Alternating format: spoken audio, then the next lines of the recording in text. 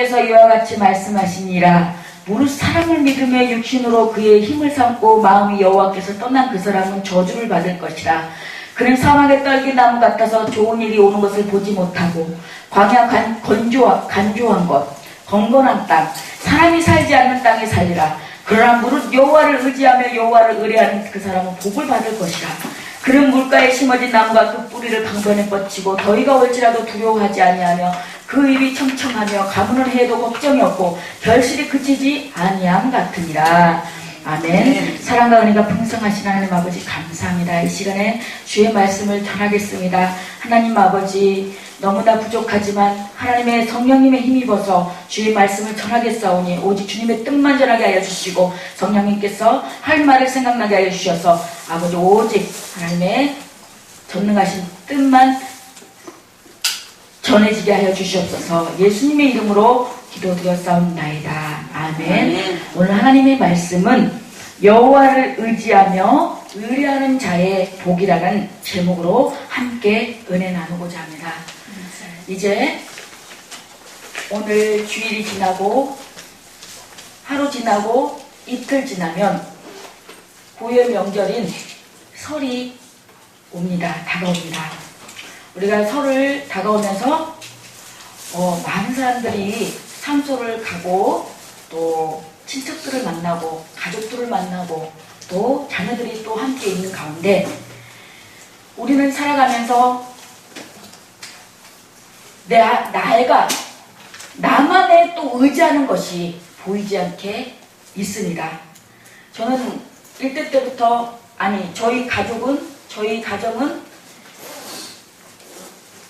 저를 믿는 집안이었어요. 그래서 어렸을 때 보면 할머니가 맨날 장독대에다 물도 넣고 비볐던 그런 게 생각나요. 그리고 제사 지내면은 그 음식 나물 같은 거 이렇게 해가지고 지붕에다 던지는 거 그거를 보면서 자라왔던 것 같아요.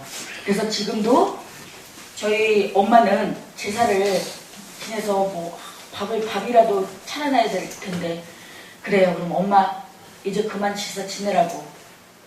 그래도 그게 어떻게 그렇게 하루아침에 또 쭉 해오던 거를 어떻게 또 안 하겠냐. 그리고 또 나무를 해서 이렇게 차례상을 차려놓는 걸 봐요. 그래서 제가 그러면 엄마 도와줘. 네. 제사는 음식은 만들지만 절은 하지 마세요. 네. 그래서 절은 안 해요. 그래서 아빠도 그렇고 절은 안 합니다. 그런 것처럼 우리가 그러한 모든 것에서 샤머니즘, 옛날 때부터 쭉 이어오는 그 조상들을 섬겨야지만이, 조상들을 보이지 않게 의지하고 조상들을 잘 섬겨야지만이 자녀들이 잘 되고, 그런 것들이 우리의 이런 부분이 보이지 않게 우리 나이 드신 이 어르신들은 이게 박혀 있어요.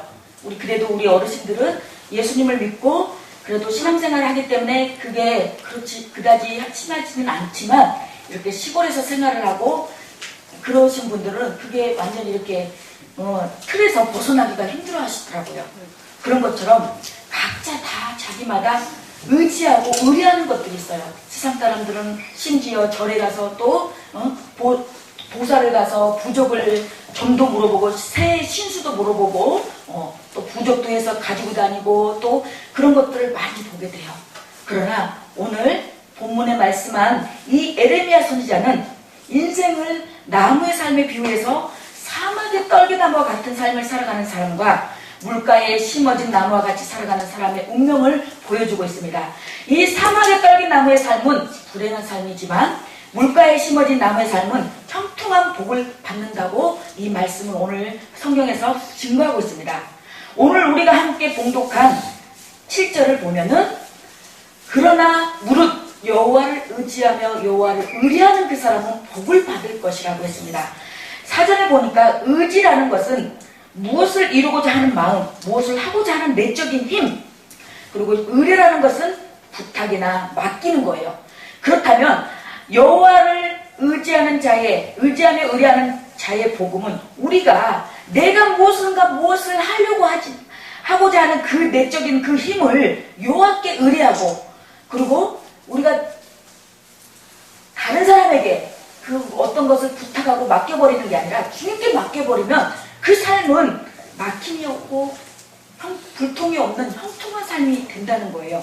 그래서 그는 물가에 심기운 나무가 그 뿌리를 강변에 뻗치고 더위가 올지라도 두려워하지 아니하며 그 잎이 청청하며 가물으니 해도 걱정이 없고 결실이 그치지 아니한 같으리라. 이 말만, 이 구절만 읽어도 얼마나 좋은 말씀이에요. 정말. 그래서 자세히 보면 엄청난 축복이고 특별한 축복입니다. 이스라엘 역사상 가장 뛰어난 인물은 다윗이라는 인물입니다. 다윗은 예수님의 모형이라고 할 만큼 위대한 인물이며 하나님께서 내 마음의 합한 자라고 할 만큼 칭찬을 듣고 축복을 받은 사람입니다. 한마디로 다윗은 하나님을 의지한 사람이요, 그는 평생 하나님께만 대롱대롱 매어 달린 사람입니다. 그 사울이 그 다윗을 죽이려고 그렇게 아주 눈만 뜨면 아주 쫓아다니고, 그래도 그 사람은, 다윗은 그 사울왕을 죽이지 않고 하나님만, 오직 여호와만 의지하면서 그때그때 순간순간 이 삶을, 목숨을 모면한 사람이에요. 다윗이 어린 소년 시절 무적의 장수 골리앗을 물맷돌 몇 개월을 가지고 대형에 싸우러 나갈 때, 너는 칼과 창파 단창으로 내게 오거니와 나는 만군의 여호와의 이름으로 내가 가노라 하고 그 골리앗을 물맷돌 가지고 이겼어요. 그래서 이는 무기를 의지하지 않고 하나님만 의지한다는 뜻입니다. 여호와의 구원하심이 칼과 창에 있지 아니하고 이 무리로 알게 하라. 전쟁은 여호와께 속한 것인즉 그가 너희를 우리 손에 붙이리라고 했습니다. 이처럼 다윗이 큰 소리로 외친 것을 보면 그가 얼마나 하나님만 의지했는지를 잘 알 수 있습니다. 그러나 우리 인간은 살아가다 보면 또 그래 하나님만 의지하다가 해야지 하다가도 또 어느 순간 닥치면 내 생각으로 내가 해보려고 했어요. 그러다 보니까 머리는 터질 것 같고 신경도 예민해지고 개팍해지고 그렇게 아주 내 마음의 신령이 완전히 너무 막 이렇게 힘들다는 거예요. 그러나 하나님 앞에 맡겨버리고 하나님 알아서 하나님 해주세요 라면은 편할 텐데, 다윗은 사람이나 무기나 물질을 의지하지 않고 오직 하나님만 의지하여 하나님의 특별한 사랑을 받고 특별한 축복을 받은 사람이었습니다. 그랬던 다윗인데 하나님께서 한 번 크게 노하시고 계시며 여기서 크게 매를 때린 일이 있었습니다. 그것은 뭐냐면 다윗이 사탄의 유혹에 넘어가서 잔뜩 이게 교만해져 갖고 군대의 수를 세워보라고 한 것입니다. 이 사탄이. 그것은 하나님보다 군대를 더 의지한다는 것입니다. 그때 북쪽 이스라엘 중에 칼을 뺄 만한 자가 110만이고 남쪽 유다 지파 중에 47만 도와 157만 명이라고 보고 있는데, 부하 요압 장군이 보기에도 다윗이 거만하게 울줄대는 꼴이 너무 꼴사나운 거예요. 그래서 레이와 베냐민 지파는 빼고 보고했던 거예요. 그러니까 잔머리 굴린 거예요. 그래서 역대상 21장 7절에 하나님이 이 일을 괘씸히 여기사 이스라엘을 치셨다고 했습니다. 우리 하나님은요, 그 사람이 일을 잘하고 못하고 떠나서 하나님은 신실하고 정직한 자를 좋아하시더라고요. 그래서 저 정말 잘난 것도 하나도 없고 말씀도 정말 다른 목사님들에 비하면 못 전한다고 생각해요. 저는 정말 성령님께서 도와주시고 성령께서 힘을 주셔서 전하는 거지, 저는 정말 그래요. 그렇지만 딱 한 가지, 저에게 하나님께서 저를 이뻐하시는 게 뭐냐면, 그래도 진실하게 하려고 하는 거, 그걸 보더라고요. 난 웬만하면 그냥 남 마음 아프게 하지 않고 그냥 없어도 그냥 그 마음, 그 순수한 마음, 그 마음을 하나님께서 그 마음을 저를 예쁘게 보시는 것 같더라고요. 그래서 3가지 벌 중에 하나를 택하여 받으라고 했습니다. 3년 기근일지, 석달 적군에게 피하여 쫓겨다닐지, 3일 원형으로 많은 사람이 죽는지 택하라고 했습니다. 그제야 교만마귀가 나가면서 제정신이 들어서 말합니다. 내가 이 일을 행함으로 큰 죄를 범하였나이다. 이제 간구하옵나니 종의 죄를 사하여 주옵소서. 내가 심히 미련하게 행하였나이다. 즉 내가 하나님의 손에 빠지고 사람의 손에 빠지지 않기를 원하나이다. 3일 원역을 택했는데 그 결과 이스라엘의 죽은 자가 7만 명이었다고 했습니다. 이것은 하나님을 의지하지 않고 군대를 의지하면 아무리 군인이 많고 무기가 많아도 소용이 없다는 것을 보여주고 있습니다. 다윗이 골리앗을 이긴 것도 자기의 힘이나 무기의 힘이 아니라 하나님의 능력이었습니다. 하나님을 의지했기 때문에 얻은 승리였습니다. 그런데 어느새 교만해서 하나님을 섭섭하게 만들고 진노를 격발시켰던 것입니다. 이에 우리는 여기서 하나님 외에 다른 것을 의지하는 것은 큰 죄라는 것을 우리는 분명히 알아야 됩니다. 여기서 의지한다는 말은 믿는다는 말보다 더 강한 뜻을 가지고 있어요. 믿는다는 것은 그 사람 그냥 믿는다는 그 자체예요. 근데 의지한다는 것은 모든 것을 내 생각과 내 마음을 다 온전히 그 사람한테 의지한다는 거잖아요. 기댄다는 거잖아요. 근데 그러면은 이 믿는다보다 더 강도가 더 세다는 거예요. 그래서 하나님보다 세상 것을 더 의지한다는 것은 무서운 죄입니다. 우리가 우상숭배하면은 우리가 이 절하고 가서 절하고 그런 것이 우상숭배도 우상숭배지만 우리가 하나님보다 다른 어떤 더 사랑하는 것. 하나님은요 정말 질투의 하나님이세요. 내가 솔직히 말해서 내가 조금이라도 사람을 더 저라고 왜 인간인데 죄가 좋아하는 동료 목사님 없고 좋아하는 분이 없겠습니까? 그렇지만 그분을 내가 조금이라도 의지하고 그분을 조금 더 저기 한다면 하나님은 그 관계를 그 사이를 이렇게 벌어질 상황도 아닌데 어떻게 그런 상황에서 그분과 조금 이렇게 거리를 두게 만들더라고요. 그래서 우리 하나님은 당신을 정말 사랑하고 당신만을 의지하고 당신을 의지하기를 바라시는구나. 그래서 하나님보다 세상 것을 더 의지한다는 것은 우상숭배의 죄입니다.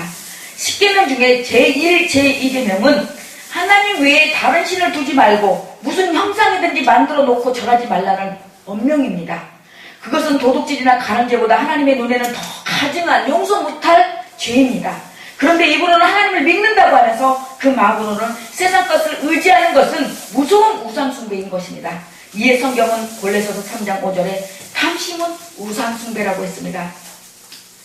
또한 하나님보다 세상 것을 더 의지한다는 것은 영적 간음입니다. 우리가 남녀간에 내가 가정이 있는데 남편이 있는데 다른 남자를 좋아한다는 그런 간음이지만 또 영적 간음이 있어요. 그건 육적 간음이지만 영적 간음이 있다는 거예요. 성경에 하나님은 남편, 그 백성은 아내로 비유했고 신약에서는 그리스도를 신랑, 그리스도인들은 신부로 비유했는데 주님보다 세상 것을 더 의지하고 사랑하는 것은 영적 간음이라고 했습니다. 세상과 벗된 것이 하나님과 원수되는 것이라고 했고 세상을 사랑하면 간음하는 여인과 같다고 했습니다. 하나님보다 세상 것을 더 의지한다는 것은 불신과 위선입니다. 선지자들이 입으로는 믿는다고 하면서 깊은 마음속으로는 다른 것을 의지하는 것은 불신이요 위선인 것입니다. 하나님 앞에 가증한 것입니다. 하나님보다 세상 것을 더 의지한다는 것은 하나님을 경멸하는 죄입니다. 믿는다고 하면서 속으로 다른 것을 의지하는 것은 하나님을 아무것도 아닌 것으로 여기는 행위요 하나님은 무시하는 행위입니다. 피조물을 창조주와 바꾸는 망령된 행위입니다. 하나님보다 세상 것을 더 의지한다는 것은 하나님을 차버리는 죄입니다. 독생자 예수 그리스도의 고귀한 피로 값주고 사셨는데 세상 것을 더 의지하는 것은 배신행위며 하나님의 사랑을 차버리는 죄입니다.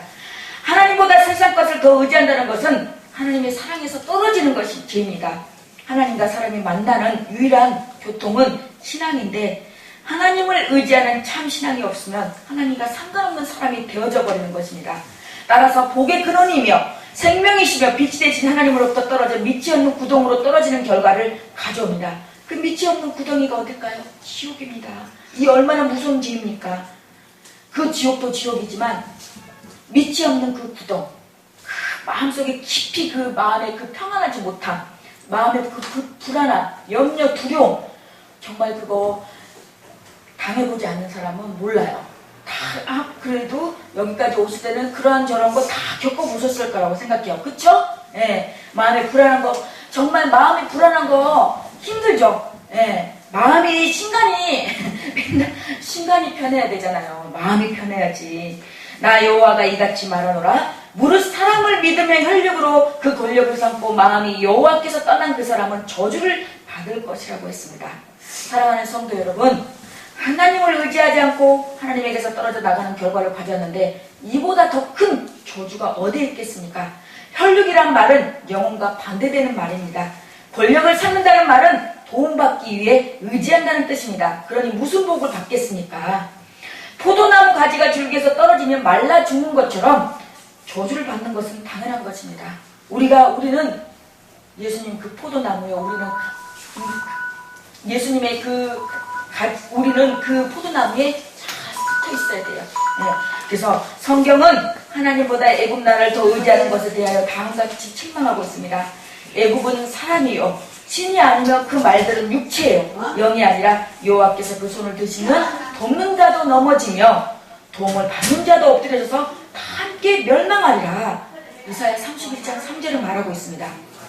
우리가 아무리 그 사람이 능력 있고 그 사람이 정말 권위가 있고 해도 그 사람은 사람은 물론 조언을 받을 수 있고 피드백은 받을 수 있고 어떤 우리가 가는데 어떤 멘토는 될 수가 있어요. 네? 그렇지만 그 사람은 사람이에요. 신이 아니에요.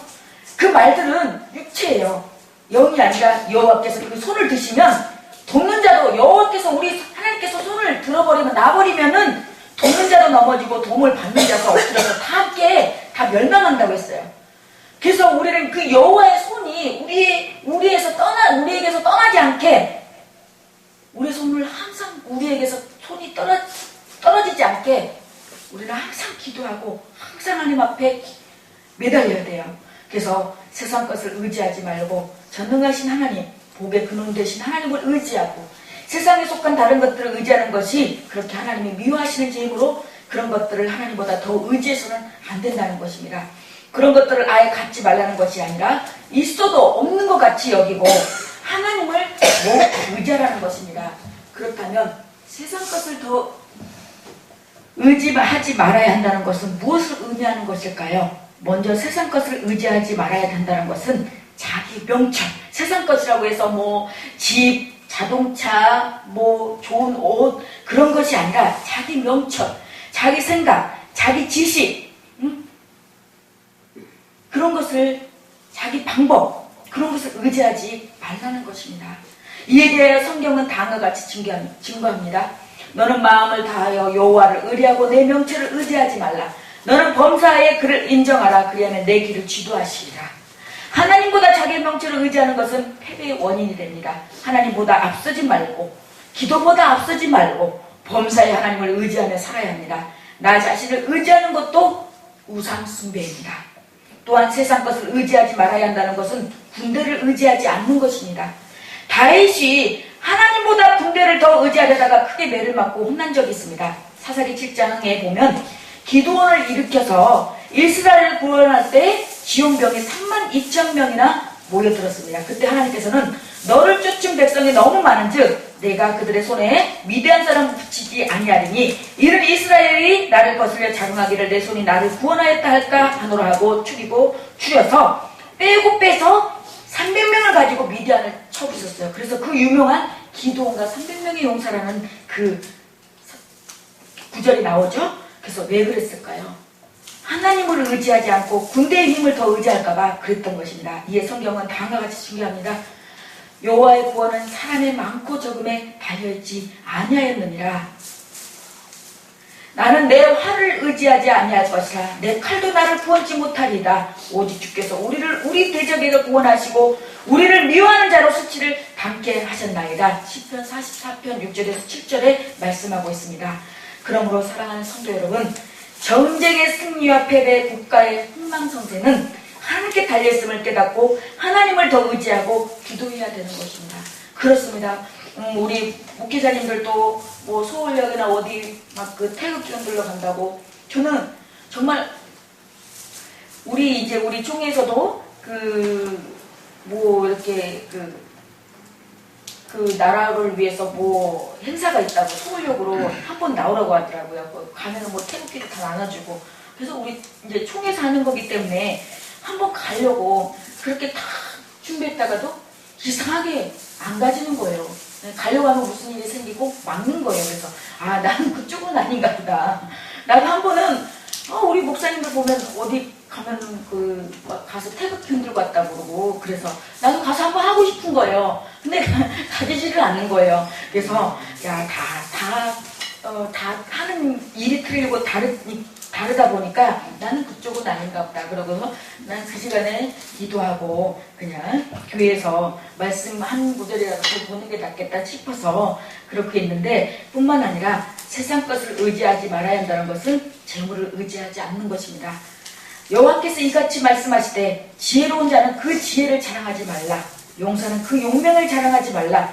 부자는 그 부함을 자랑하지 말라. 자랑하는 자는 이것으로 자랑할지니 곧 명철하여 나를 아는 것과 하나님을 아는 것과 나 여호와는 인애와 공평과 정직을 땅에 행하는 자를 깨닫는 것이라. 나는 이 일을 기뻐하노라. 여호와의 말이니라고 했습니다. 우리 하나님은 자기의 어떤 권력을, 자기의 부를, 자기의 지식을 자랑하는 것을 좋아하시는 것이 아니라 하나님 여호와를 자랑하는 것을 좋아하시고, 그 여호와가 인애의 여호와, 인애의 하나님, 공평의 하나님, 정직을 땅에 행하는 하나님은 그런 하나님을 깨닫고 전하는 것을 하나님께서는 그 일을 기뻐한다는 거예요. 그래서 하나님은 때를 얻든지 못 얻든지 듣든지 안 듣든지 복음, 전도하는 것을 가장 기뻐하세요. 가장 기뻐한 만큼 사탄도 그만큼 가장 싫어해요. 왜? 그 세상 사탄 마귀 자기 그룹의 영역에 있는 사람들을 같이 지옥에 갈 사람들을 전도해서 천국에 가는데, 천국에 갈 수 있는 그 길을 예수 믿고 구원받기 위해서 그 길을 열게 하는데 사탄이 그거를 가만두게 하겠냐고. 어떤 방법을 해서든 아주 방해하고 해방 놓고 못하게 하는 거죠. 우리도 선교방송하지만 매주마다 살아오르네요. 왜? 가장 하나님께서 기뻐하면서도 또 사탄 마귀도 가장 이 복음 전하는 것을 싫어하기 때문에 그만큼 서로 가장 가까운 그런 저기들이 또 이렇게 그런 일들이 벌어진다는 거예요. 저도 이번 주는 너무 힘들었지만 그 일 속에 또 귀한 깨달음도 있었고, 또 정말 그 깨달음 속에 하나님께서 또 큰 저에게 영역의 그 영성의 지경이 더 넓어지게 하는 것을 깨닫게 됐어요. 그래서 그냥 힘든 한 주였지만 또 고맙고 감사한 귀한 한 주였습니다. 자기의 재물을 의지하고 풍부함으로 자긍하는 자는 아무것도 결코 그 형제를 구속하지 못하며 저를 위하여 하나님께 속전을 받지도 못할 것은 저의 생명의 구속에 너를 너무 기하며 영영이 못할 것이니라. 시편 49편 6절에 말씀하고 있습니다. 자기의 재물을 의지하고 풍부함으로 자긍하는 자는 아무것도 결코 그 형제를 구속하지 못한다고 했습니다. 자기 재물, 그러니까 자기 재물 갖고 그 형제에게 아무리 그 형제에게 재물 가지고 그 형제에게 재물 갖고 어려울 때 도와주고 뭐 그런 거는 그게 영원하지는 못하다는 거예요. 그쵸? 그 형제를 구속하지는 못한다는 것을, 그것으로 그 형제를, 그 재물로 그 형제를, 그 사람을 천국 가게 영생 얻게는 못한다는 것이죠. 오직 예수 그리스도를 믿음으로 말미암아 예수 그리스도를 영접하고 하나님 뜻대로 살아야지만이 우리가 영원한 영생을 얻는다는 것입니다. 누가복음 12장에 한 부자가 농사를 잘 지어서 여러 해 쓸 물건을 많이 쌓아두고 말합니다. 내가 내 영혼에게 이르되 영혼아, 여러 해 쓸 물건을 많이 두었으니 평안히 쉬고 먹고 마시고 즐거워하자 하리라. 이때 하나님께서 말씀하십니다. 어리석은 자여, 오늘 밤에 내 영혼을 도로 찾으리니 그러면 내 예비한 것이 네 것이 되겠느냐.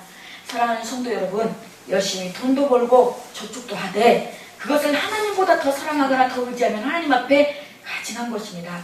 있어도 없는 것 같이 여기고 하나님만 1순위가 우리 여호와 하나님이어야 됩니다. 그리고 하늘나라의 보화도 쌓도록 힘써야 하며 죽을 때는 못 가져갑니다. 그렇지만 하나님 앞에 미리 보내둘 수는 있습니다. 그렇게 말고 세상 것을 의지하지 말아야 한다는 것은 사람을 의지하지 않는 것입니다. 하나님은 사람을 하나님보다 더 믿고 의지하는 것을 싫어하십니다. 사람을 의지하라는 뜻이 아니라 하나님처럼 믿고 의지하지 말아야 한다는 뜻입니다. 이에 성경은 이사야 2장 22절에 너희는 인생을 의지하지 말라. 그의 호흡은 코에 있나니 수에 칠 가치가 어디 있느냐. 사람을 하나님보다 더 믿고 의지하는 것은 어리석인 짓이며 하나님을 미워하시는 일입니다. 오늘 우리가 봉독한 말씀에도 무릇 사람을 믿으며 혈력으로 그 권력을 삼고 마음이 여호와께 떠난 그 사람은 저주를 받을 것이라. 그렇습니다. 그렇다면 이 사막에 심겨진 떨기나무의 삶은 어떨까요? 에레미야는, 오늘 읽은 이 에레미야는 유다 백성들이 아시리아나 애굽을 바라보면서 기회주의적인 활동을 하다가 결국에는 바벨론에게 멸망하게 될 것을 예고합니다. 그는 사람의 힘을 믿으며 육신으로 그의 힘을 삼고 마음이 여호와께서 떠난 사람은 저주를 받을 것이라고 5절에 말씀하고 있습니다. 유대민족은 하나님이 지으신 언약의 백성들입니다. 그들의 생존과 번역은 행복은 하나님의 손에 달려있는데 그러므로 그들의 마음이 하나님을 모시기를 싫어하고 사람을 의지하고 강대국을 하나님보다 더욱 믿고 따르면 망할 수밖에 없다는 것입니다. 하나님의 사랑을 많이 받은 이스라엘 백성들이 하나님의 은혜를 저버리고 배반하는 것은 하나님의 진노를 면치 못하게 됐습니다. 그래서 하나님의 떠난 인간들은 사막의 떨기나무와 같이 열매가 없고 아무 쓸모가 없고 사람에게 아무 유익을 주지 못하면 좋은 일이 오는 것을 보지 못하고 가뭄이 올 때 말라 죽게 됩니다. 이러한 사람은 희망이 없습니다. 물가에 심겨진 나무는 어떠합니까? 여호와를 의지하며 여호와를 의뢰하는 그 사람은 복을 받을 것이라 하였습니다. 여호와께서 여호와를 의지하는 자는 복받은 사람이라고 말씀을 너무나도 당연하고 확실한 말씀입니다. 그렇다면 물가에 심겨진 나무라는 의미는 어느 누군가의 계획된 은총 위에서 심겨진 나무라는 것입니다. 물가에 심겨진 나무. 우리는 하나님의 예정된 그 섭리 속에서 하나님의 그 물가에 심겨진 나무라는 것이에요. 그래서 여호와의 집에 심겨진 백향목이나 종려나무처럼 하나님의 은총에서 선택된 사람은 하나님의 은총의 강가에서 일생 동안 살기 때문에 가뭄에도 근심 걱정하지 않고 흥황하고 형통하게 된다고 했습니다. 뿌리가 창조주 하나님께서 내려져 있다는 것은 하나님의 선택과 애정 속의 창지성까지 거슬려 올라가는 것을 뿌리를 의미합니다. 거듭난 하나님의 자녀들은 그 존재의 뿌리가 창조주 하나님과 주님이신 예수 그리스도의 심장에 깊이 내려져 있습니다. 과연 그러면 우리는 정말 이 창제전에 그 거슬러 올라가는 그 깊은 뿌리가 우리의 심령 가운데 깊이 예수 그리스도의 심장에 깊이 내려져 있습니까? 지금? 그러므로 더위가 올지라도 두려워하냐고 사람들이 두려움을 가지는 것은 의지할 것이 없다고 판단될 때 두렵습니다.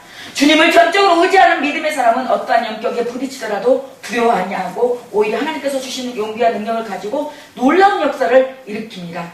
그리고 오늘 8절에 보면 그 잎이 청청하여 가물은 해도 걱정이 없다고 했습니다.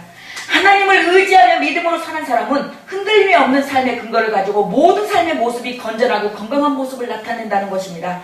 강가에 뿌리를 깊게 내리고 살아가는 나무는 뜨거운 햇빛 때문에 산천초목들이 말라버리는 때에도 걱정이 없는 이러한 뜨거운 햇빛이 오히려 잎이 청청하게 하여 나무가 무성하게 자라게 하는 기회가 되기 때문입니다. 물가에 심겨진 나무는 결코 가뭄과 더위를 두려워하지 않습니다. 그리고 언제나 열매가 풍성하게 열립니다. 하나님을 믿고 의지하는 자는 물가에 깊이 내린 뿌리로서 지속적으로 생수를 공급받고 뜨거운 태양광선을 통해서 탄소 동화 작용을 하기 때문에 많은 결실을 맺기 때문입니다. 뿌리 깊은 신앙과 사랑을 실천하면서 의롭게 살아가는 사람들은 성령의 9가지 열매를 맺을 뿐만 아니라 전도와 봉사의 풍성한 열매를 끊임없이 맺게 됩니다. 이러한 열매를 통해서 궁극적으로 하나님께 영광 돌리고 사람들에게 유익을 주는 나무가 됩니다. 하나님은 모든 사람들의 복된 삶을 살기를 원하십니다. 복된 삶은 성경에 기록된 사람들에게만 주시는 것이 아니라 오늘을 살아가는 우리 모두에게 주시는 약속입니다. 그러면 하나님이 약속하신 복된 삶을 살기 위해서 우리가 심어야 할 씨앗이 무엇일까요? 그 씨앗은 우리의 마음이 여호와께 있어야 돼요. 그 마음을 여호와께 있어야 되는 그 마음을 늘 그 씨앗을 심어야 돼요. 그래서 10편 1절에 보면 10편 1편 1절에 보면 복 있는 사람들은 악인들의 길을 따르지 아니하며 죄인들의 길에 서지 아니하며 오만한 자리에 앉지 아니한다고 했습니다. 그래서 그걸 우리가 안고 우리가 가야 될 때, 우리가 가지 말아야 될 때, 우리가 있어야 될 때 있어야 잊지 말아야 될 때를 구별한다는 거예요. 그리고 여호와를 의지하고 여호와를 의뢰해야 합니다. 마지막으로 샘 곁에 씨를 심어 놓으면 어떤 복을 받냐? 오늘 마지막 8절 클라이막스의 8절을 보면 그는 물가에 심어진 나무가 그 뿌리를 강변에 뻗치고 더위가 올지라도 두려워하지 아니하며 그 잎이 청청하여 가무는 후에도 걱정이 없고 결실이 그치지 아니한 같으니라. 본문은 물가에 심겨진 나무와 같은 복을 받는다고 말합니다. 물가에 심겨진 나무의 복이 무엇입니까? 먼저 그 뿌리가 강변에 뻗친다고 하였습니다. 그 나무의 뿌리가 물에 이 강변에 뻗치기가 쉬워요? 물인데, 흙도 아니고 물인데, 근데 그 강변에 뻗친다는 것은 얼마나 그만큼 지탱이 된다는 거잖아요. 그래서 그 강변에 뻗친다는 것은 마르지 않는 복을 받는다는 거예요. 그래서 이보다 더 큰 복은 없을 것이며 여기서 더위가 올지라도 시험과 재난이 올지라도 하나님께서는 지켜주신다는 것입니다. 가물은 해도 환난이 와도 하나님이 보호하시고 결실이 그치지 않고 열매는 맛이 있고 영양 있고 복이 좋고 사람에게 유익합니다. 하나님만 의지해서 하나님께로부터 모든 것을 공급받는 고갈됨이 없는 만족한 은혜를 주신다는 것입니다. 사랑하는 성도 여러분, 기도란 하나님을 의지한다는 표시입니다. 그런데 거짓된 사람은 하나님도 바로 믿지 못하고 믿는다고 말은 해도 하나님을 굳세게 의지하지 못합니다. 도리어 사람이나 물질이나 권력을 더 의지하게 됩니다. 만물보다 거짓되고 힘이 부패한 것이 마음이라고 했습니다. 누가 능히 이 일을 알리오마는 나 여호와는 심장을 살피며 폐부를 시험하고 그 사람의 각각 그 사람의 행위와 행실대로 보험한다고 했습니다. 우리 하나님은요, 우리의 머리카락 하나도 다 세심받으십니다. 우리의 행동 일수도 다 하나님 그 행위록에 다 기록되고 있습니다. 그래서 우리가 정말 이 언행 진사도 굉장히 조심해야 되고, 두 번째는 그 입이 청청하다 했습니다. 그 입이 청청하다는 것은 건강의 복을 바라고 있습니다. 세 번째는 결실이 그치지 않는다고 했습니다. 결실은 열매를 말하는데 열매는 주인이 기쁘고 다음 세대가 보장됨을 말하는 것입니다. 이 복이 있기를 예수 그리스도 이름으로 축원합니다. 항상 마음을 하나님께 두고 하나님을 믿고 하나님만을 전적으로 의지하며 약속하신 분을 누리시길 바랍니다. 결론은 이제 말씀을 맺겠습니다. 시편 1편에 보면 복 있는 사람을 시냇가에 심은 나무에 악인은 바람에 나는 조에 비유하였습니다. 하나님의 자녀들은 시냇가에 심겨진 나무 위에 하나님의 사랑과 인정을 받고 영원한 행복을 누립니다. 좋은 땅, 좋은 나무에는 좋은 열매가 열리는 시기를 터득하며 살아가는 참으로 행복한 사람입니다. 그러므로 우리는 오시는 우리 아름다운 우리 성도님들, 또 하나님을 믿는 이 모든 믿는 우리 성도님들은 정말 하나님을 의지하고 하나님을 의뢰함으로써 오늘 이 받은 정말 강변에 뻗치고 그 뿌리가 물가에 심어진 나무가 그 뿌리를 강변에 뻗치고 더위가 올지라도 두려워하지 아니하고 그 입이 청청하여 가문에도 걱정이 없고 결실이 그치지 아니한 그러한 복을 받는 저와 여러분이 다 되시기를 예수 그리스도 이름으로 간절히 축원합니다. 사랑과 은혜가